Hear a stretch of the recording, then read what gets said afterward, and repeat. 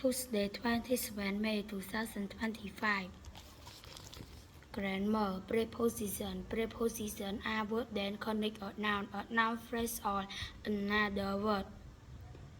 Preposition of time. There's three prepositions in English that are used with time. They are in, on, and at. In show the largest time or plant. On show that a time. At show the smallest time or plant.